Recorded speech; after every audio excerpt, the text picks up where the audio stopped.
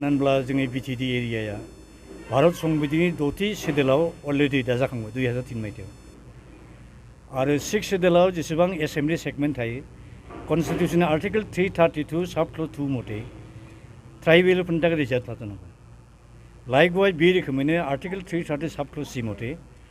6 schedule एरियायाव parliamentary कन्स्टिट्यून्सिफ्राबो ट्राइबेलनि थाखाय reserve थाथारनांगौ जेरै एग्जाम्पल आसामनि सिङावनो कार्बि आंलं ओमफ्राय वेस्ट कार्बि आंलं मोननै जिल्ला अट'न'मास डिस्ट्रिक्ट काउन्सिल दं ओमफ्राय मोनसे दंबावो north Kasar hill अट'न'मास district council बा डिमा हासाव मोनसेल' एसेम्बली सेगमेन्ट दं कार्बि आंलं आरो वेस्ट कार्बि आंलंआव देग्लाय मोनसे होदेरनायजों बिसिनाव मोनबा एसेम्बली सेगमेन्टआ ट्राइबेलनि रिजार्भ जाबाय टटेल 6टा एसेम्बली सेगमेन्टखौ लानानै डिफु पार्लियामेन्टारि सीटखौ ट्राइबेलनि रिजार्भ दिन्थिबाय व्हेरेज बे 6टा एसेम्बली सेगमेन्टआव टटेल पपुलेशना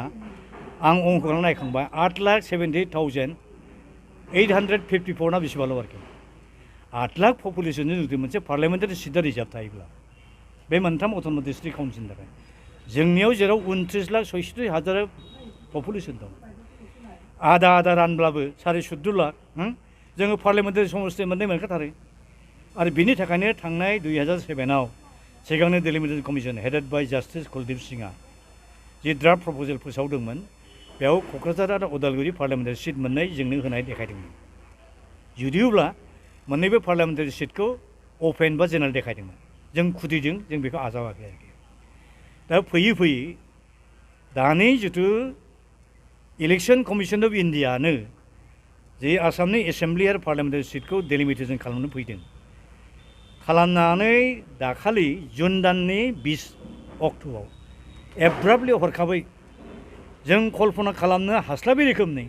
जों लुबैयै रोखोमनि मोनसे ड्राफ्ट प्रप'जेल फोसावबाय आरोखि बे ड्राफ्ट प्रप'जेलाव जों नुबाय दाख्लै जों गुवाहाटीनिफ्राय आसाम गभर्नमेन्टआ आसाम गेजेटाव फोसावनाय ड्राफ्ट प्रप'जेलखौ लाबोनानै नायबाय आं बाव नायनानै सोमोनांबाय आङो टटेल 15टा एसेम्बली सेगमेन्ट बिटिसिआव होनाय देखायबाय 15टानि गेजेराव 6टाखौल' रिजार्भ देखायबाय ट्राइबेलनि बांसिन 9टा एसेम्बली सेगमेन्टआ जेनेरेल जाबाय आरो ओरैबायदि खालामबाय जेनेरेल समस्तिफोरखौ जे गाबोन समफोर बेनो फाइनाल जुदि जाना थाङोब्ला बे 9टा जेनेरेल एसेम्बली सेगमेन्टआव सासेबो बर' बा ट्राइबेल मानसिया देरा व्हेरेज गोदो बड'लेण्ड मुभमेन्टनि सिगां बा मुभमेन्ट पिरियडआव बा उनावब्लाबो आरोखि गसाइगावआ जेनेरेल समस्तिमोन बिजिनिया जेनेरेल समस्ति तामुलपुरा जेनेरेल समस्ति इभेन भबानिपुर इभेन जोंहाय नोंथांमोननि उदालगुरि जिल्लानि खालाइगाव माजबाट पानेरि बे एसेम्बली सेगमेन्टआ जेनेरेलमोन बेयावबो जोंनि बर'आ देरहाबाय थादों बै समाव ट्राइबेलनि पपुलेशना साबस्टेन्सियेल नाम्बार दंमोन बै जेनेरेल समस्तिफ्राव खिन्थु दानियाव ओरैबायदि बोफ्लेजोबदों ट्राइबेलनि पपुलेशनखौ 5 बा 10% दोनाखै आरोखि मतलबा जाबाय जाहाथे नन ट्राइबेला बे बड'लेण्ड ओनसोलनिफ्राय जुगे 9 जन एमएलए देरहालांबाय थायो 6 जना जेनेबा ट्राइबेल देरहाबाय 6 जना बिबाय बड'लेण्ड नांगौ आसाम एसेम्बलियाव 9 जना अपोज खालामबाय सोरनिखौ लागोन गभर्नमेन्टआ बे जाबाय बड'लेण्ड जोंनि खनसे दानि बिटिसि दाखानायखौ फोजोबस्रांनायनि फर्मुला आरोखि बियो दानि बे डेलिमिटेशन कमिशननि ड्राफ्ट प्रप'जेलजों फोजोबस्रांनो नागिरबाय आरोखि आरो मोनसे इभिडेन्स ओंखारबाय मेटेरियेल इभिडेन्स जोंनि बिटिडि ओनसोला 6 शेड्यूलनि आन्दाराव गैला होननाय जादों एग्जाम्पल आथिखालसिम जि नाम्बार 5 क'क्राझार पार्लियामेन्टारि कन्स्टिट्युन्सि दं बे भारत संबिधाननि आर्टिकल 330 सब क्लज बी मथे जादों माने नन 6 शेड्यूल एरियानि रिजार्भ समस्ति बिटिसि जाखांबाय 2003आव 17 बोसोर बारलांबाय 17 बोसोरनि उनावबो जुदि क'क्राझार पार्लियामेन्टारि सीटखौ आर्टिकल 330 सब क्लज बीनि प्रभिजनावसो सोबायब्ला खोख्लैबायब्ला देट मिन्स योर बिटिडि इज नो मोर आन्डार दि प्रभिजन अफ 6 शेड्यूल होनदोंब्रा जोंनिया बर' बिदाफोरनि बेसेबां बुजिदों आं मिथिया दाख्लै गुवाहाटी हाइकर्टआव पिआइएल केसनि माबा दं हियारिं दंमोन बेयाव एटेन्ड खालामहैनो थाखाय आङो एडभान्स सानसे सिगां 21 तारिखआव थांदों माने गोदान ट्रेन खारहोदों बन्दे भारत बे गारिजों फुङाव गाखोनानै गुवाहाटीयाव थांनो नागिरदों आंनो लोगो क'क्राझारनिफ्राय माखासे रिपर्टार सांबादिकफ्रा प्रिन्ट मिडिया प्रेस माबानि इलेक्ट्रिक मिडियानि मानसिफ्रा इन्टारभिउ लानो टाइम बिबाय आंबो आंहा टाइम गैया थेवब्लाबो बिसोराबो फैनानै स्टेजनाव आंखौ लोगो हमबाय बे समाव आं लेखायावबो नुवाखै आङो खुगाजोंबो आं खोनायाखै आंहाबो बिराद टाइम गैयामोन थेवब्लाबो आं रिएक्सन होबाय बे आंनि रिएक्सनखौ नुनानै माखासे ओरैबायदि उदै गेसाव माखासे बर' सेंग्राफोर ओरैबायदि गाज्रि गाज्रि लेंगुवेजजों आंखौ सोंखारिबाय माने खुगाजों आंनि खुगाजों आं मख'नो हाया आरोखि I can repeat all those nonsense words slang languages आरो बिनिफ्राय खोनाबावबाय 20 थारिखनि मोनायाव क'क्राझार टाउनाव आरो इदिक सिदिक आसे पासे ओरैबायदि बम गावबाय माखासे एबसुनि सेंग्राफ्रा इउपिपिनि मानसिफ्रा उमावबो जादों खोमा लाजिं सिं नै दासो उदालगुरियाव फैनानै खोनाबाय एबसुनि माखासे लिडार वार्कारफ्रा बुजिदों जाहैबाय नै दासो एसे रिएक्सन खालामदों जुदि बिथांमोना गोसो गोरबोजों बुजिथारदोंब्ला I do welcome them heartily आं बिथांमोनखौ बरायो आरो आं जोबथानायाव आं बेखौ खावलायनो लुबैदों लामा गोथे थाना जों दाख्लै राष्ट्रपतिखौ लोगो हमदों 26 जुन दिल्लीयाव 46 मिनिट जों रायज्लायदों नाम्बार अफ डिमान्डआ बड'लेण्ड सेपारेट स्टेटहुड इस्युनि सायाव फ्रेश डायलग स्टार्ट खालामनांगौ बिथांनि इन्टारभेन्सन जों बिदों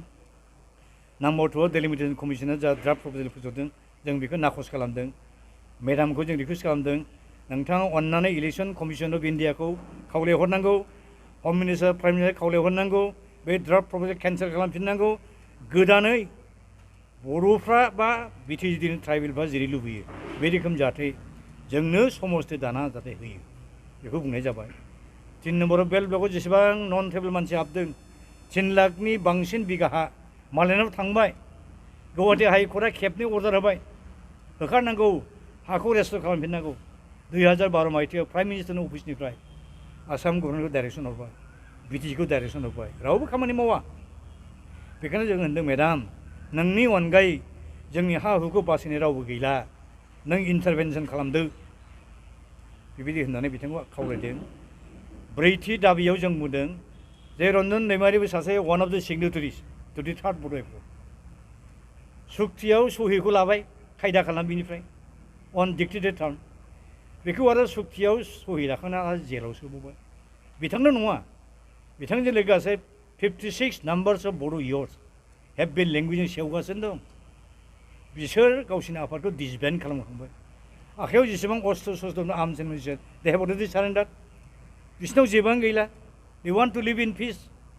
इन द ससाइटि बिसोरखौ मानो जेलाव सोबाय थानांगौ मेडाम नोंथांनि आखायाव बे गोहो पावारा दं बिथांमोनखौ